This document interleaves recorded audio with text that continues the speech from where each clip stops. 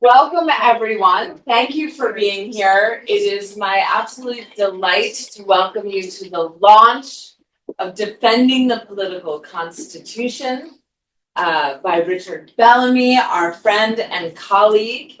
The evening's events will proceed as follows. I will introduce Richard. Richard will introduce his book. And then we have a richness of commentators, as you can see before you, as well as an incredibly exciting room full of people that I'm sure will also have questions and comments. So we will have a robust conversation and discussion. People online, please, you will have an opportunity to add your questions to the conversation, which I will read aloud. So please be aware of that. And then we will break for drinks and a toast to Richard for what we hope will be a job well done, but we don't know yet. We'll see. Commiserations or a toast as necessary. Certainly a toast, because it is wonderful to welcome Richard Bellamy tonight, a professor of political science at UCL, and the college's first professor of political science. He was the founding head of the new department and director of the School of Public Policy. His research ranges widely: historical studies of Italian political thought all the way to European liberalism, and work on compromise and political ethics. He has written 12 monographs, so this may be just one of many more book launches to come if he keeps up his pace. Edited or co-edited more than 30 books and special issues, and of course is an author of many journal articles and short articles and book chapters. He is a member of the Global Centre for Democratic Constitutionalism and a wonderful colleague and friend. And tonight he will be defending the political constitution. A book which argues the superior merits of a political constitutionalism of a democratic kind compared to those of a legal constitution of a more liberal hue. Political constitutionalism locates the Constitution in the character and design of the political system and the modus operandi of its component political processes. The book contends that a legal constitution only operates as well as the underlying political constitution within which it is embedded. The book goes on to have robust claims related to the relationship of political constitutionalism and populism, which I expect to be thoroughly aerated by the commentators this evening. And so with that, Richard, I turn the floor to you, and you will have about 15 minutes. And given the community here that wants to chat with you, I will keep you to that timing. Okay, well, Erin, thank you so much for that introduction and for your centre sort of hosting this event, which I'm very honoured to have. Look, yes, this is by way of being a sequel to my political constitutionalism of 2007. So how does it differ from that book, other than in its cover and publisher? Well, in part, maybe the boring part, there's a response to academic critiques of the earlier book. I think the second thing is that I want to make plainer the degree to which I think that political constitutionalism gives rise to and interacts with a legal constitution. Some of the critics at the end of it make it seem as if I didn't think one should ever have courts or a written constitution or whatever. And that clearly was not my view. And so I've tried to make it even clearer that, in a sense, all political constitutions give rise to a legal constitution of a certain kind, and try to develop a little bit more what the interaction with courts therefore involves. And then the other thing I've tried to do in this book is to talk about the real world challenges to any form of constitutionalism, but perhaps specifically to political constitutionalism, in the sense that and it has been deployed explicitly as a justification for certain populist movements. Has been translated into Hungarian, for example, with that purpose in mind, though in a way I'm pleased that it's in Hungarian, precisely because hopefully people will read it and see that it's not a justification for what's going on there. But nonetheless, I found it important to explicitly say that that was the case in mind. So briefly, what is a political constitution, in case there are people here who are unsure? It's,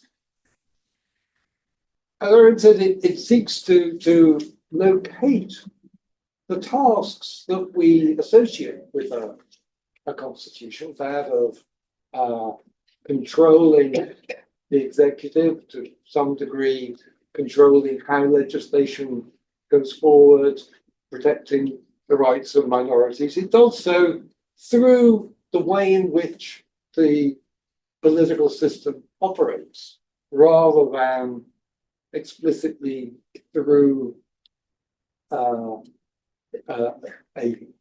legal document which operates as higher law and frames the working of the political system.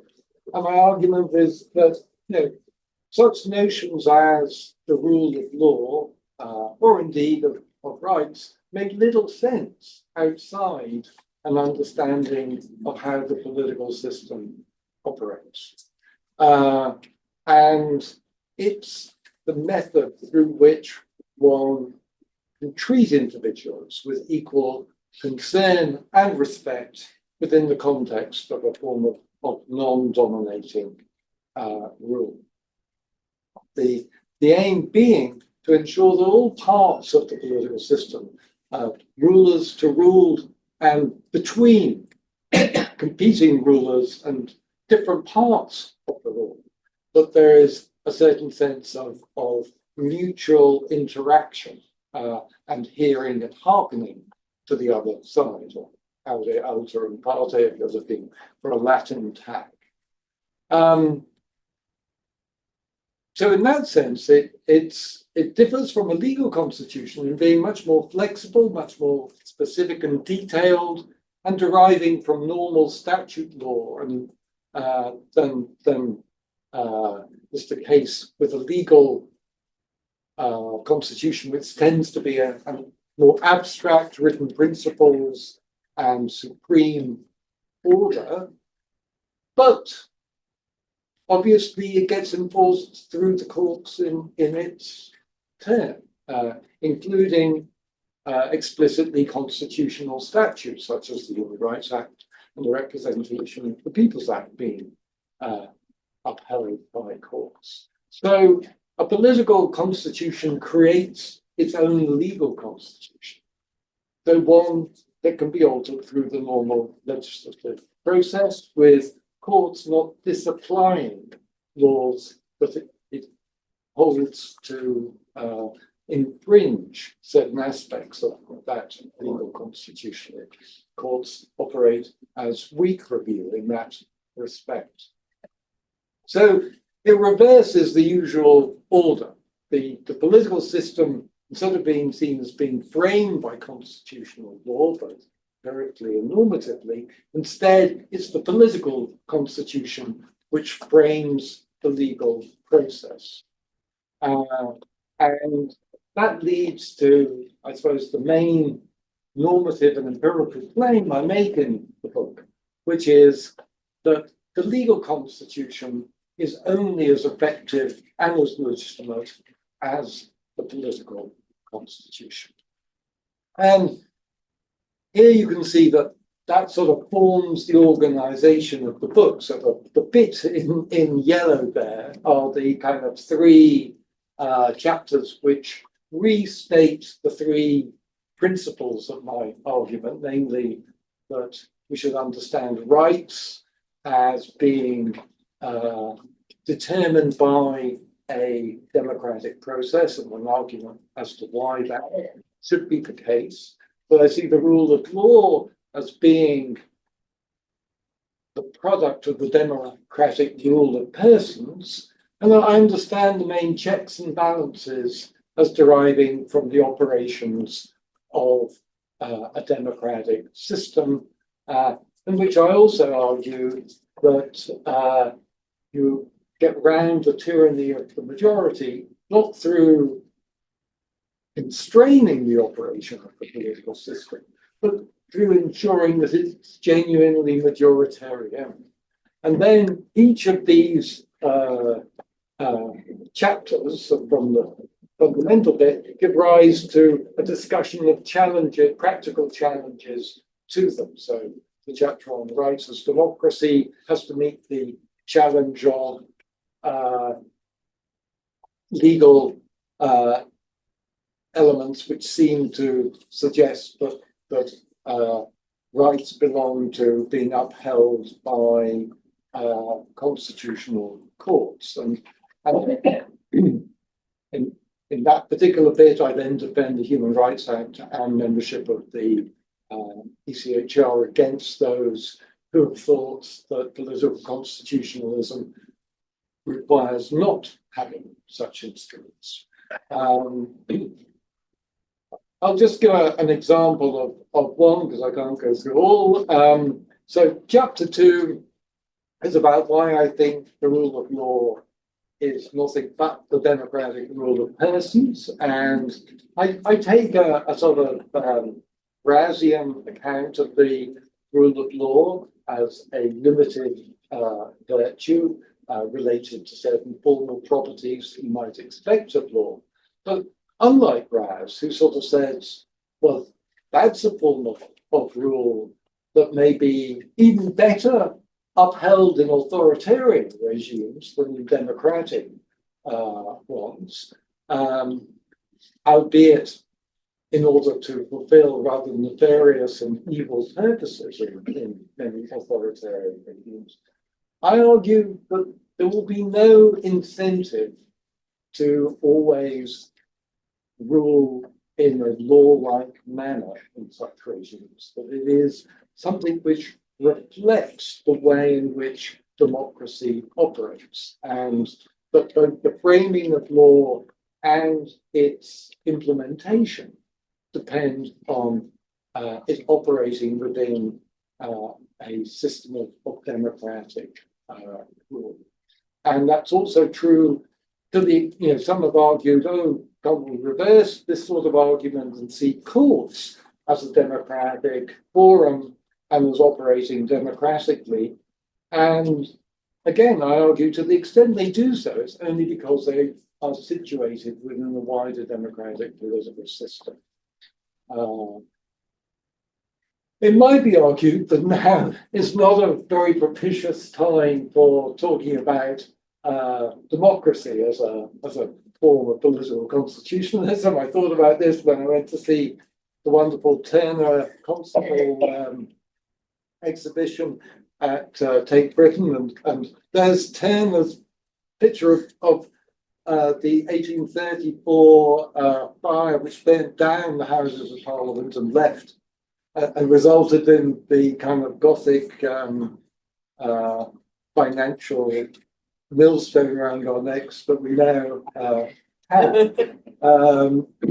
And yeah, sort of the Monet picture of the Palace of Westminster might be seen. Yeah, it's frozen, but it's no longer on fire. But I don't really.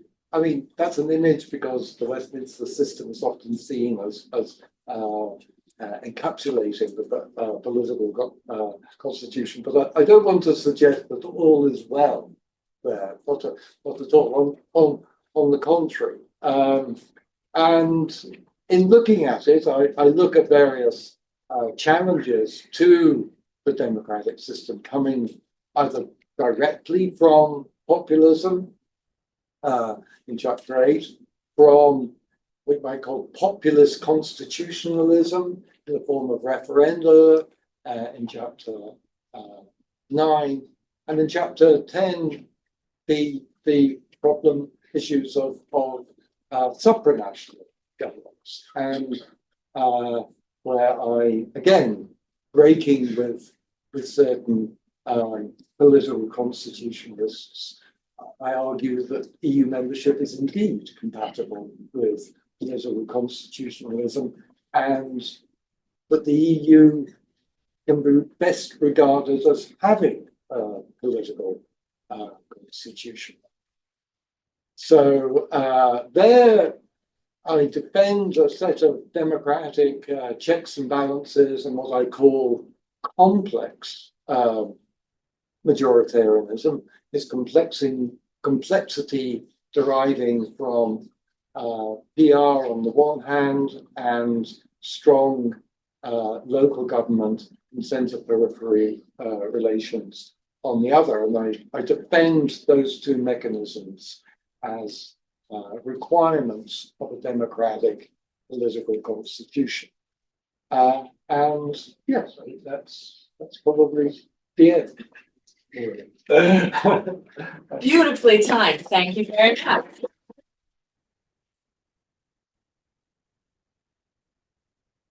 So now to some feedback from your commentators. First, I would like to mention that Professor Roz Dixon from the University of New South Wales was meant to be here as one of the commentators tonight. She's no longer able to be here due to the ongoing travel disruptions in the world, so she sends her regrets and apologizes, but thanks you, Richard, for including her. First up, therefore, is Dr. Hayley Hooper, an associate professor in law at the University of Oxford. Hayley is also an academic affiliate at the Bonavero, and she is the co-author of Parliament's Secret War, a book concerning war powers in the British Constitution. Hayley, thank you for being back at the Global Centre for Democratic Constitutionalism, and the floor is yours. You will have about 8 minutes. Thank you so much. Yeah, okay, thank you very much. And first off, congratulations to Richard. It's not easy to get a monograph over the line, and it's painstakingly well researched, and it deserves to be read and cited widely. For what it's worth, I think The Political Constitution by John Griffith, from which we generally take the name or the intellectual history of political constitutionalism in the UK, it's by far and away my favourite law review essay, precisely because it's literary, it's satirical, and overall it's a warning that society will get precisely the constitution it's willing to work for. In short, again, it cautions against outsourcing difficult questions about rights and justice away from the democratic political process and all their forms, and thus potentially ossifying them. I'll return to this concept of ossification later, but straight off the bat, it's great to see Griffith's work being built upon and nuanced today. And what's really welcome about this monograph, I'm going to divide my comments into 2 buckets. I'm going to talk about the virtues of the book for the first 3-4 minutes, and then I'm going to pose some questions which I think might be worth picking up on discussion-wise, but I'm sure there'll be lots, and you'll probably end up being, if my last visit to UCL was anything to go by, you'll end up being overwhelmed by the level of feedback, so best of luck. But anyway, first and foremost, what's welcome about the monograph is its rigour. It establishes political constitutionalism as a movement with a much longer lineage than the 1978 Trolley Lecture. It takes it back to ideas of mixed government, beginning with Aristotle and continuing through Machiavelli, Habermas, Philip Pettit, and so on. But it has a much lesser role for judicial review than Philip Pettit's original role of freedom of non-domination, which had a very strong form commitment to judicial review. It's also willing to update and adapt political constitutionalism for the 21st century.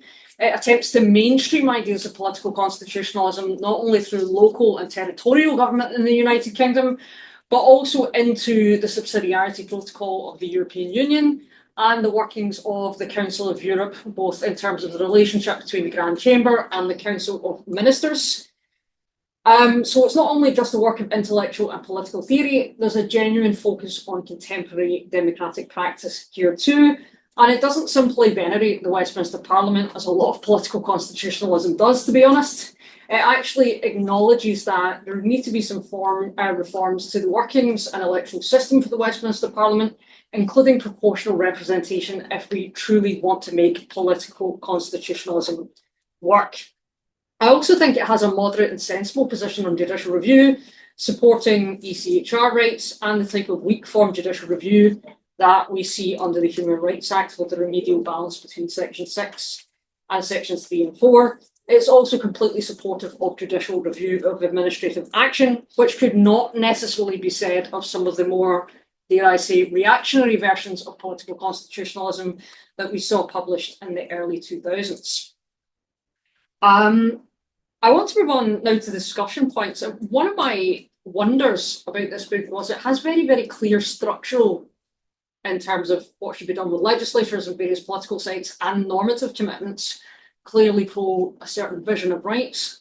And we've seen the political constitutionalist argument in the UK at least move around somewhat. It's really been on a journey across the political spectrum, from the socialist left in the late 1970s, and maybe if you're an administrative law nerd, pointing the fingers at no one here, and the work of Harlow and Rawlings and their green light theory towards, I'd say, maybe 1997, over to the right and perhaps even the kind of populist far right. And that doesn't really seem to come across at all in the book. So my first question to you, Richard, is how political is your political constitution? Because it seems to me that part of the appeal, in contradistinction to legal constitutionalism as a way of modelling how we might want our ideal constitution to look, is that it's a thin-centred and very much kind of structural or skeletal ideology that allows for not the ossification of particular political or legal commitments, but democratic revolutions. And I don't see that coming across in your work at all. And it may be because they're a singularly bad idea.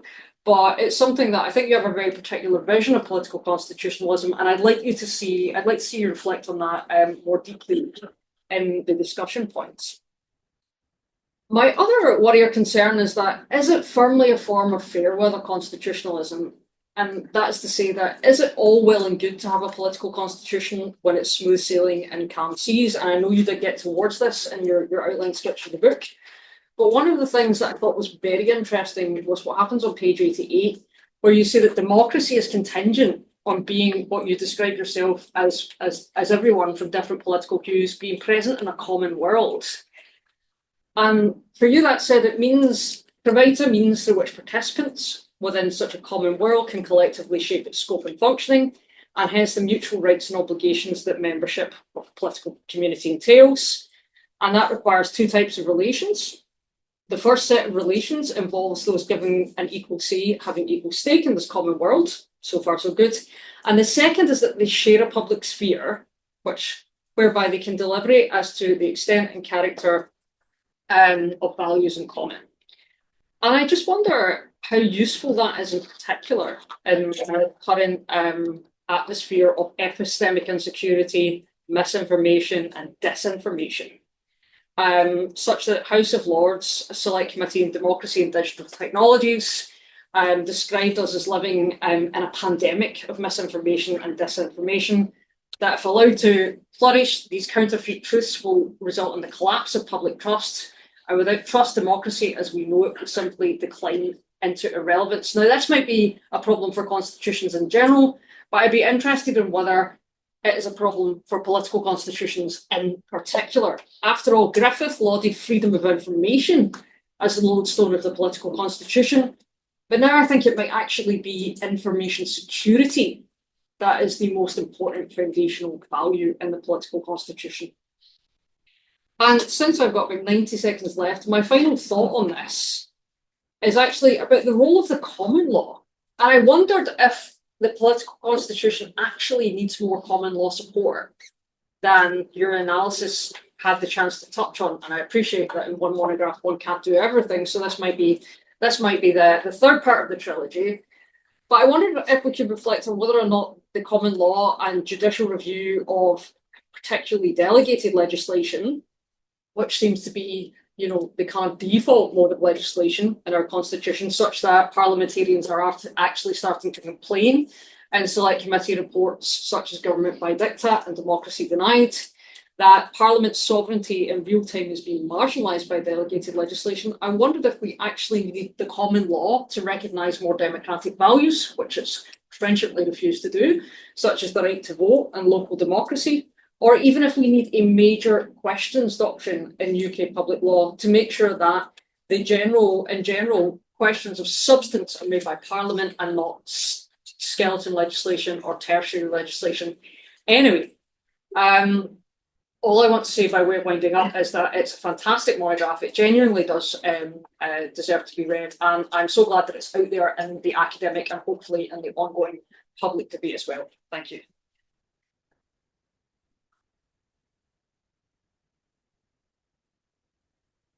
And beautiful timekeeping. Thank you. So we will now turn to Professor Colm O'Kennedy, my colleague here at UCL, Professor of Constitutional and Human Rights Law, Vice Dean of Research. So it's wonderful to see him. It's a rare occasion. Thank you for being here, Colm. And you will have about 8 minutes again. Right, thank you, Erin. Yes, I've just come from 3.5 hours in an online meeting involving spreadsheets. So this may be reflected in what I say. It's an immense honour to be here present at book launch by Richard and to be responding to him. I said to Richard as he was coming in, well, first of all, I congratulate him on his suit, but then moving on, I congratulated him on the immense clarity of his writing.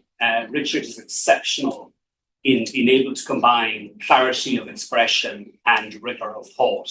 We can all point to great thinkers who give clarity but not substance, or sometimes substance without necessarily great clarity. I cited Martin Lachlan to you in the corridor, but it's not here to defend himself. But Richard combines those merits, and the book is a pleasure to read. Richard also, I think it's fair to say, has made an immense intellectual contribution to these debates around constitutions. It's his 2008 book, Political Constitution, the forerunner of this, is a classic of the genre.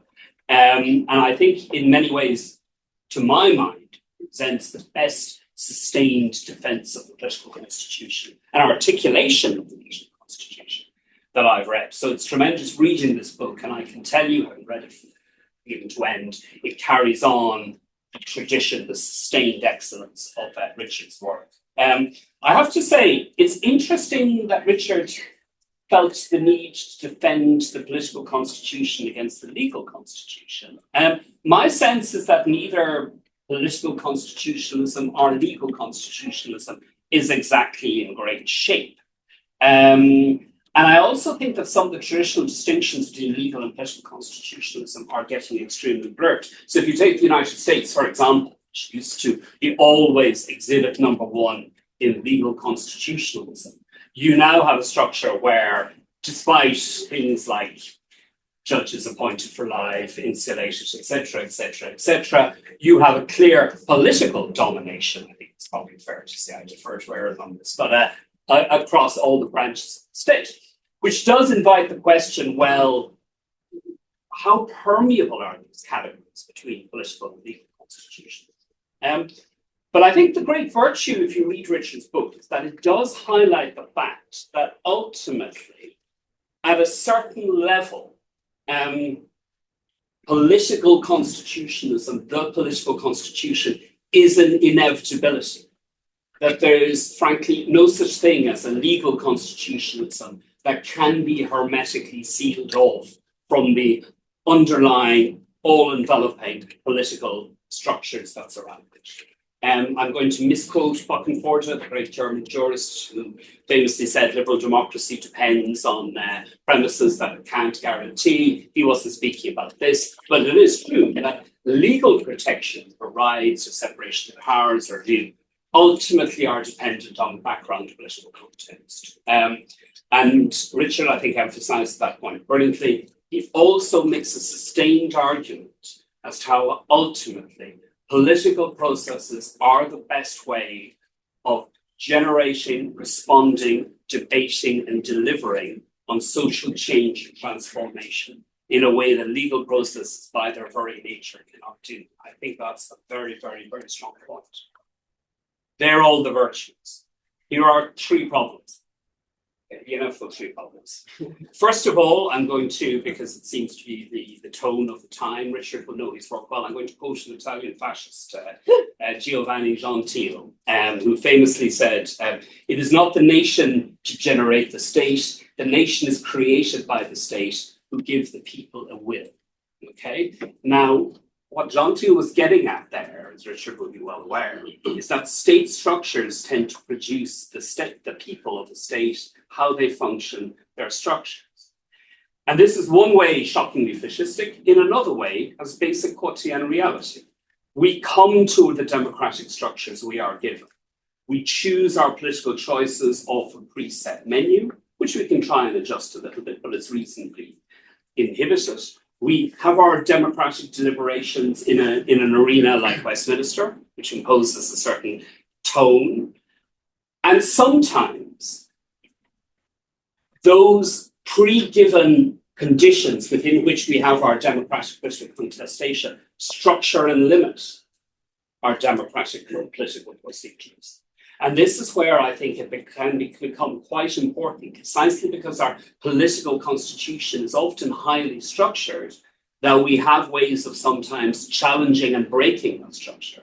I'll also point out very briefly, with reference to policies like Northern Ireland, that sometimes the legal structures need to be in place as a precondition before the political constitution can be created to take form as a necessary guarantee. So that's an important point in time. It's this intermixing of the legal and political. Sometimes the political constitution is dependent on pre-existing structure. And I think that poses a challenge for Richard's political constitution. Secondly, it's highly demanding. It requires, Richard brilliantly traces the genealogy of the idea of political constitution, Aristotle, Polybus, Machiavelli, Harrington, onto modern times. But what's interesting, of course, is that someone like Machiavelli argued the need for the active, Republican, committed citizen. Okay. Now that's incredibly difficult, as we all know, to scale across nations of millions of people with increasing complexity of governance. So the second challenge I'd have for Richard is to ask the question, is the political constitution too demanding for many forms of day-to-day governance? And if it is too demanding, if we can't expect the active citizenry to be involved in day-to-day political shaping of our collective lives, well then what structures do we need to make it to have in place to ensure rights protection and so on? And Oscar Wilde famously put it, the problem with socialism is too many evenings. I wonder whether the problem with Richard's political constitutionalism is that it demands too many evenings and doesn't leave enough for those compensatory institutions. Finally, and to conclude, the third challenge for Richard. Richard tries to thread the needle. He tries to say, I like political constitutionalism, but a political constitution that is political, that's dependent and shaped by political choice, but which still respects the need for self-imposed constraint, to adhere to structures like the EU and ECHR, subject to perhaps an overriding final analysis, to respect the codes of an ethical democratic sphere, so celebrated by our governments. And he says, that can be lost by too much law, and it can also be lost by too much populism. But I do wonder whether adhering to the notion of political constitution, whether threading that needle becomes very, very difficult. Because political constitution always invites itself, always extends an invitation to politicization of everything. And that temporary constraints can always be cast away on the basis of, at this current moment, they are constricted political expression. So I wonder, is there an inherent instability in the idea of political constitution, the way it naturally inclines towards a politicization of even those necessary ethos, those necessary structures that were sometimes used to try and restrain or channel the free flow of democratic debate. So there are my three objections. Primary conditions, too demanding, and is there an inherent tendency towards instability, towards collapse, towards a radical popularization inherent in his framework of political constitution?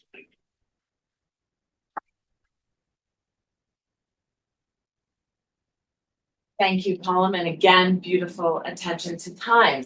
We are moving from the lawyers to the political scientists. Next up, Professor Alan Renwick, Professor of Democratic Politics in the Department of Political Science here at UCL, Deputy Director of the Constitution Unit, our great partner and friend here, and the floor is yours. Thank you so much, Erin. It is a wonderful pleasure and, as Colm said, honour to be here to be talking about this book.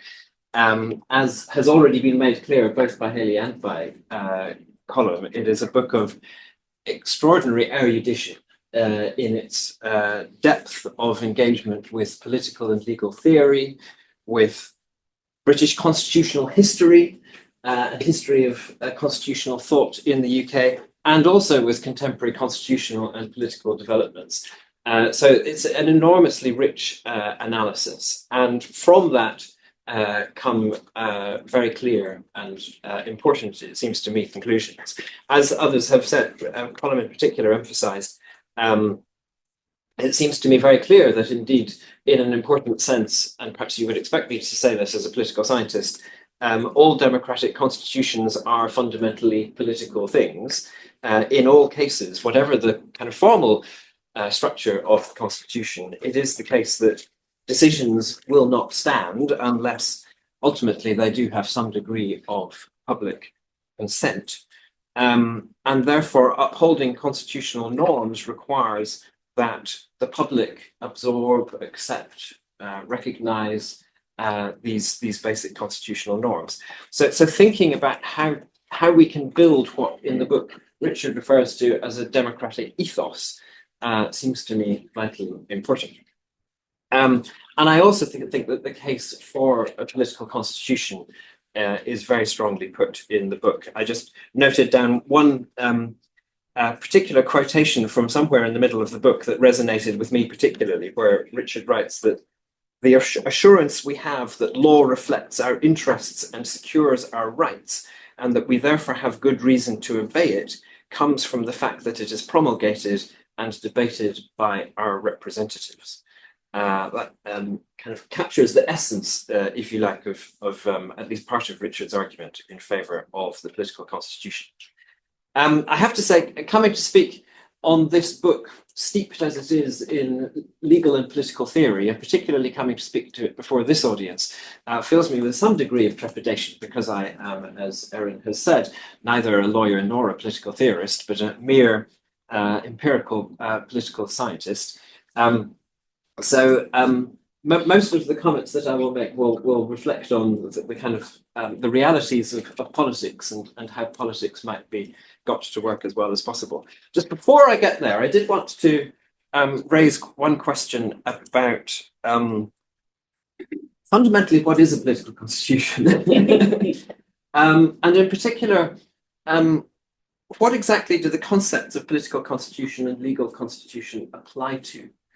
Because it seems to me that you use the terms in two different ways in the book, and I wonder if this makes sense. It seems to me that it's not just there's a political constitution and a legal constitution, but also there's a political notion of political and legal constitutions and a legal notion of political and legal constitutions. So sometimes when you are thinking in more legal terms about these things, you're referring to particular kinds of legal constitution. So a legal constitution is a constitution that is entrenched, that is codified, that is protected by strong form judicial review, whereas a political constitution is one that doesn't have these features, and particularly doesn't have strong form judicial review. But then at other times, you're using a more kind of political notion of the constitution, where in a sense, as has already been indicated, all constitutions are political to the degree that they are embedded in and depend upon the wider political process and ultimately upon public support. So I just wonder about those two kind of conceptions of political and legal constitutions and how you see those as relating to each other. But on to the main question that I wanted to ask, which is essentially, what form should democracy best take in order to avoid arbitrary rule and protect democratic equality? Or to put it a slightly different way, if we accept that we should have a political constitution, political constitutionalism, what form exactly should it take? And in the book, and you briefly alluded to this in your comments, Richard, you tend to suggest that majoritarianism will do the job. So at one point, you say political constitutionalists hold that democracy, understood as a procedure involving regular elections for competing parties, universal suffrage based on one person, one vote, and majority rule, provides a mechanism whereby all citizens can see they are treated as equals by virtue of having an equal say in making the collective decisions and rules that shape their common institutions and social interactions, albeit indirectly through their elected, authorised and accountable representatives in the legislature. But I guess my question, and Hayley was already referring to this to some degree, is it really always quite that rosy? Are there not vulnerable minorities that may be persistently excluded from this kind of majoritarian picture, and are not powerful leaders capable of subverting power to their own ends? So, I mean, I guess part of your response to this might be that, well, yes, but these are problems under legal constitutionalism as well, and it's not clear that political constitutionalism does any worse. But I think, nevertheless, it is important to think about how to get a political constitutional system to work as well as it possibly can. What are the features of political constitutionalism that will support that? So as Richard said in his comments, you do talk about proportional representation as one feature that might aid these features of democracy, and you talk also about a strong local democracy and devolution of power. I mean, I guess one question is, does proportional representation really make that much difference? I mean, if it's the difference between a government, be it having the support of, I mean, at the moment in the UK, only 34% of the electorate, but in most elections, sort of 43, 44 or something like that. So if it's the difference between that and, say, having the support of 55% of the electorate, is this really such a fundamental change, fundamental difference? But also, is PR and indeed is local democracy, are these things combined enough? Given that the fact that there may be excluded minorities. One further point is, what exactly is the role of judicial review? So you talk about how weak form judicial review is compatible with political constitutionalism, but is it actually also essential for democratic political constitutionalism? Should we also argue that we need it in order to protect rights? A further question is, what of situations where we may need consociational arrangements? So we may need to go beyond PR and so on. As in Northern Ireland, for example, as Colm has already suggested.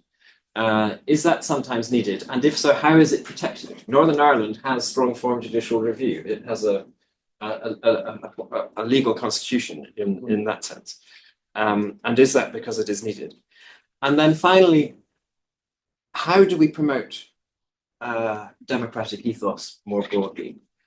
Does actually a legal constitution help that, in that it provides very clear rules and a very clear norm that these rules must be upheld? which a weak judicial review and a political constitution may not do. And what's the role of education, public service media, deliberative processes in strengthening democracy to ensure that the democratic system does deliver on the ideals that you emphasize? Thank you.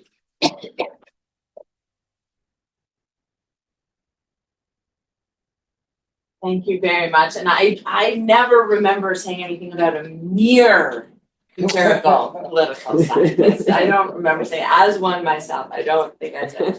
All right, so finally, let me turn to Dr. Udit Bhatia, lecturer in political theory with the Department of Political Economy at King's College London, also a great friend of the Centre. Thank you for coming back. And the floor is yours for the final 8 minutes. Excellent. Well, they always say, don't go for the sequel if you enjoyed the first. I think Richard's broken that spell in great style and what a contribution. I think the book has many, many virtues, which other panelists have commented on. It's given us a compelling defense of political constitutionalism. It's shown us what it might look like in practice. But I want to just mention one thing I really enjoyed about the book, which is the way in which Richard works with two different kinds of circumstances of politics. Now, the first is the familiar kind of circumstance, the Rawlsian kind. So there's the burdens of judgment, the limits of reason, and the inevitability of moral disagreement. These are permanent conditions of any shared political community, and they do important work in Richard's account of equality, democracy, and complex majority. But then there's a second kind of circumstances of politics that Richard works with in this book.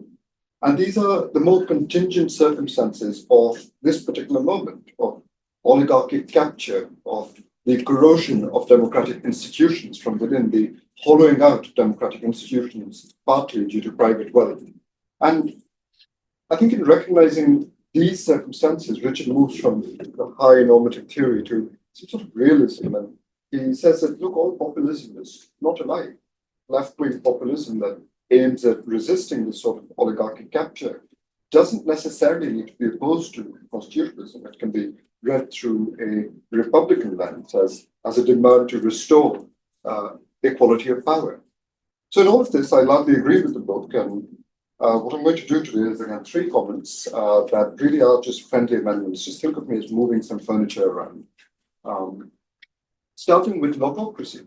So Richard says, look, I acknowledge the intuitive appeal of sortition as a device against oligarchic capture. He says, I can see why you might think that randomly selected assemblies might be seen as offering a corrective to electoral representation.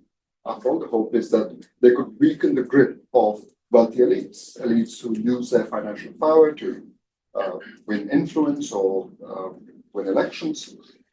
But ultimately, he says, look, I'm skeptical of randomly selected assemblies because the problem with lotocracy, with randomly selected assemblies, is that they lose the filtration, the screening that political parties perform, and the accountability that party competition gives us. And that the regular rotation of citizens would undermine the consistency and foresight that stable policy making requires. We'd be left with a constantly shifting terrain of randomly selected assemblies that take decisions at random, and without the continuity that we get from political parties. Now, of course, all of this is true if we take lotocracy in isolation. But I wonder if that's the right way to assess it. After all, lotocracy is rarely proposed as a full substitute for electoral representation. For many, it's supposed to work within a system that still does the thing that Richard's democratic contract requires: authorization, accountability, the regular chance to rule and be ruled. So from this system's perspective, the question isn't really whether sortition alone satisfies your democratic contract. It's whether the system as a whole does. In other words, I think a second chamber that's randomly selected, or a citizens' council with powers of review or delaying legislation, these could operate as one component within that wider framework, a framework where elected representatives in the elected chamber, first chamber, would still be authorized by the people. They'd still have priority. And sortition just adds an additional layer of control. And seen in this way, I think lotocracy also dovetails quite nicely with your emphasis on complex majoritarianism. That's because electoral processes inevitably privilege certain groups, the confident, the articulate, the well-resourced. So parties, of course, perform a filtration function, as Richard notes, but they also perform an exclusion function. So the silence of the shy, as Ellen Londonor puts it, is sort of baked into electoral democracy, and no amount of campaign finance, reform seems to shift that. So representation of the warriors will still tilt towards those with cultural and economic capital. And here's one thought: a modestly empowered citizens' chamber could serve as a counterweight. It could bring in people who have equal stakes, people who are inevitably left out of the act of ruling, and through compulsory amendments at a citizens' jury, we could factor them into the construction of complex majorities. So that brings me to my second point. Now, I really enjoyed Richard's discussion of subnational governments, territorial devolution, local governments. He shows how subnational governments can contribute to complex majoritarianism, how they disperse power, how they can multiply points of access. But I wonder if territory is doing too much work here. So as I was reading it, I was thinking, why should Wales or Yorkshire have a stronger claim to self-government than, say, a national union of workers? My in-laws are from Yorkshire, they're going to kill me if this is being recorded. But why should Wales or Yorkshire have a stronger claim than, say, a tenants' union or labour unions?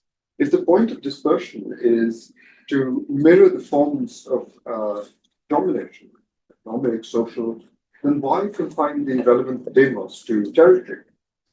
It would seem that functional or associated devolution would capture the circumstances of politics, the circumstances of economic domination more accurately. And you do gesture towards this in the book where you talk about workplace democracy and cooperative arrangements. But I think there's room to go further. And I think extending the logic of devolution beyond geography, extending it to where social and economic power actually sits, might deepen the democratic project that you're outlining. That brings me to my third comment, which is about the sociological conditions for political constitutionalism. And I think the first chapter does, as many of the panelists have said, an excellent job of tracing its historical development, its genealogy. And you note that the political constitution needs to be tied to the character of the political society to which it applies. Drawing on Machiavelli, Richard said, good laws need good customs. And I was reading that, I was thinking, well, the problem is we don't really have a lot of good customs in this particular moment. So that might be a problem. And that raises three questions. First, does this mean that the sociological conditions for the political constitution are simply lacking in some societies today? So I can imagine a legal constitutionalist making exactly this kind of objection. They'll say, you're lucky, Richard, you live in the United Kingdom. You can have your political constitution and eat it too. But I live in the United States or India. Maybe we'll have a political constitution one day, but right now the courts are pretty much the only thing standing between functional democracy and something much worse. Now they're imperfect in all the ways that the book describes, but they perform a defensive function. And in the absence of conditions that make a political constitution viable, let's just live with the legal constitution for now. A second, and on a related note, the political constitution assumes some degree of fair play. It assumes some degree of minimum consensus among political actors about the rules of the game. But I suppose, and this goes back to a point Hayley's made, part of the dilemma of our present moment is whether we should play fair when others don't, whether we should honor reasonable disagreement, treat our political opponents through the lens of political equality when they're ready to burn the house down the moment they get the chance. In other words, fair play starts to look like suckers play in such a situation. And finally, on my more pessimistic days, I'd start to worry that the world might just be too wretched for Richard's constitutional populace. But the sun has been out lately, so I'm feeling a bit optimistic, which brings me to the third question. Even if the sociological conditions for the political constitution don't exist today, they can presumably be brought into existence through politics, through political mobilization. But I'd like to invite you to say more about what this would look like. How might a society like the United States, for instance, with its deep veneration of the legal constitution, its high inequality, its the polarization, how might that actually move towards a political constitution? What would the politics of transition look like, and who would drive it? And I imagine we have to stop talking about republicanism at that point. But thank you, Richard, for writing this book and inviting us to ask these questions. I look forward to hearing from you.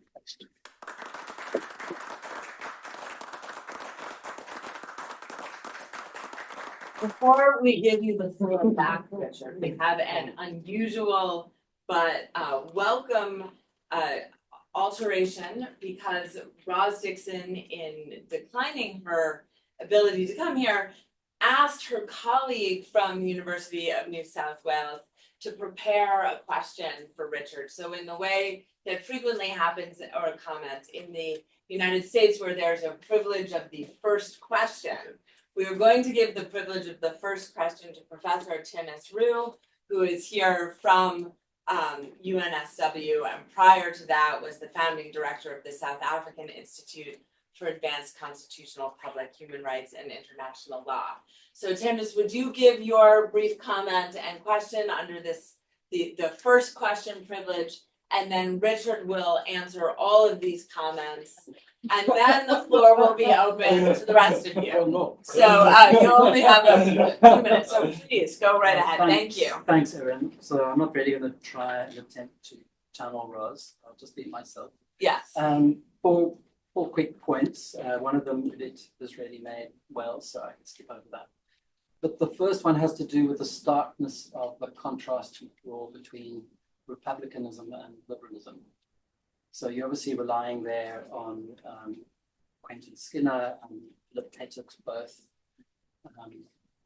talking about freedom of non-domination and retrieving, I think, what many people think of as an older tradition of liberalism that has, to use Sam Moyne's terms, contracted under the Cold War. So is it really that different? But more to the point, to the extent that you identify legal constitutionalism as the constitutional form of that negative liberties tradition.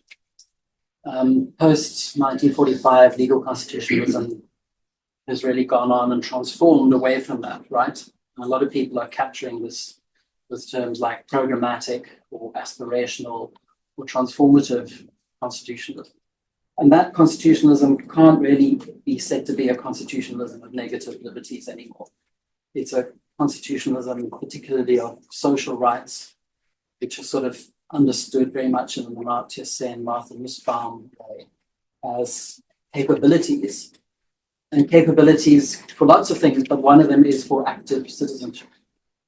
So I just think your target there is a little bit, not straw man, but needs to be beefed up a little bit to give you an adequate opponent. The second comment was going to be about sociological conditions, so that has already been well made.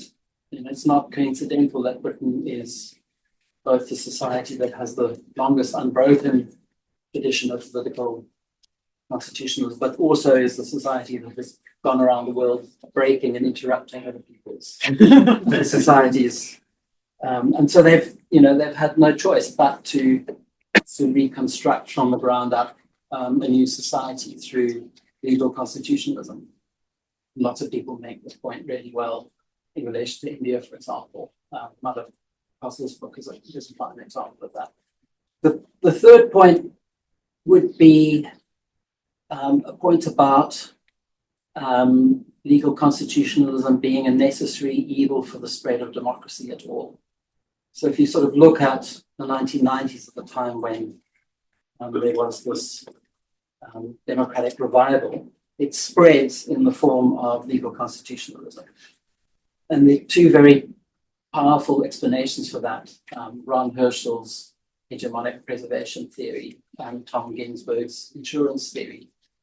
So both of them could be understood to be arguing something like, it's precisely because legal constitutionalism is a detraction from democracy that it enables democracy to spread at all. It's the condition for its spread. So perhaps we wouldn't have any form of democracy but for the legal constitutionalist variant. And then the fourth one is slightly different, the final one. And that really is, how much of a detraction is it really? And you do touch on this, I think, in parts of your book, but not as fully as I would have liked, which is to describe the form of democratic politics that actually occurs in the legal constitutions, which can be very thick. So from our own South African tradition, think of one case that everybody would know, the treatment action campaign case, where a legal constitutional right becomes a nodal point for social mobilization that most commentators think enriches that democracy. So stories like that, thicker narratives like that, seem to be lacking from the account. Thank you very much. Richard, the floor now officially is yours for, shall we say, 6 minutes? Right. Pick and choose. Yes, that does force me to pick and choose.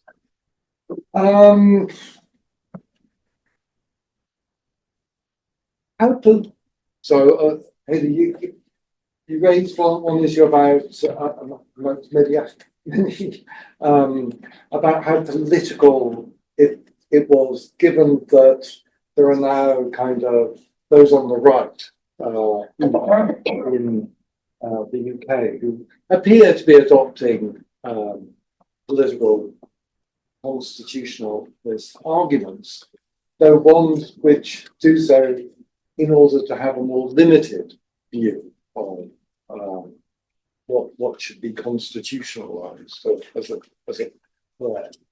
I mean, I have written an article, as did Martin on Lord Sumption, as to whether you classify him as a political constitutionalist, and my as I think was Martin's, as I recall, was no, but that really he was seeking to have a slimmed down version of a legal constitution. That was what his motivation was, and he seeks to uphold that. So, I mean, his argument against European Court of Human Rights is that he sort of says, well, the convention is an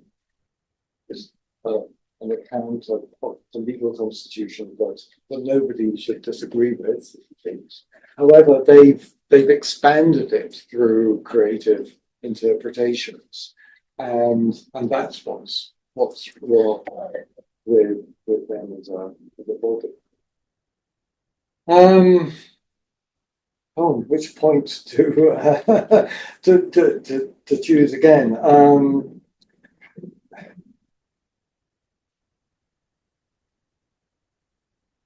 I mean,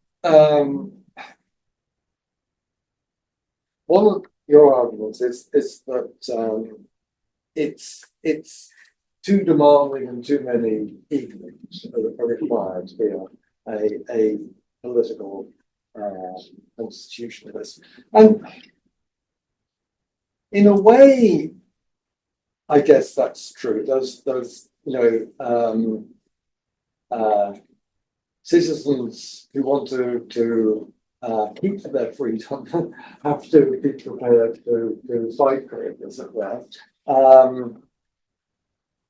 I guess, and this is partly a response to some of the other points that are made. I think that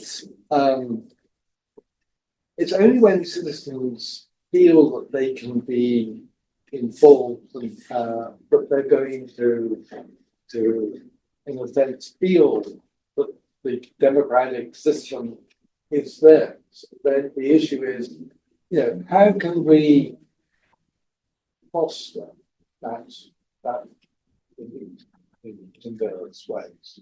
Now, I think one of the advantages of a PR system is that it may foster that. If there's the possibility of voting for parties that align more with your preferences. And so yeah, that's one of the hopes. I think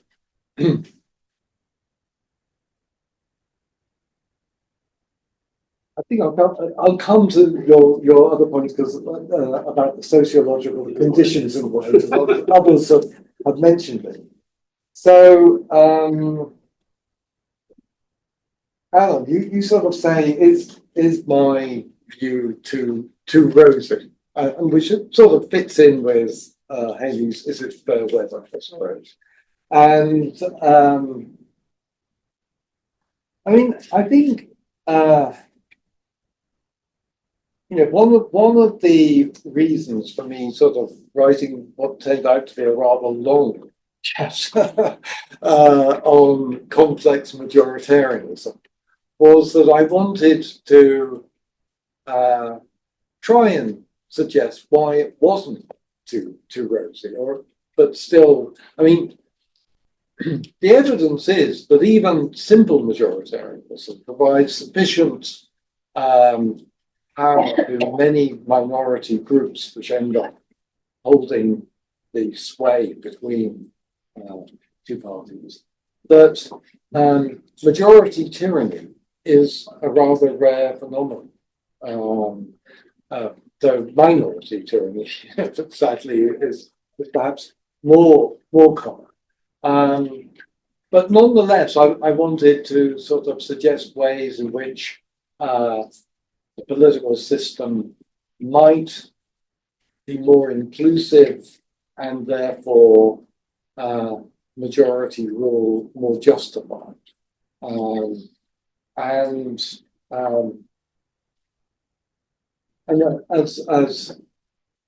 Udit mentioned, I am also, although I don't sort of deal with it, and it's a kind of regret I have to extending the arguments for why I favour empowering local governments to other non-territorial routes. I sort of gesture, I can't say I do any more than that, to forms of economic democracy. And I should say at one point, I tried to, I thought the book really is weak without these things. I need to add a chapter. So I contacted OUP and said, I need to add a chapter.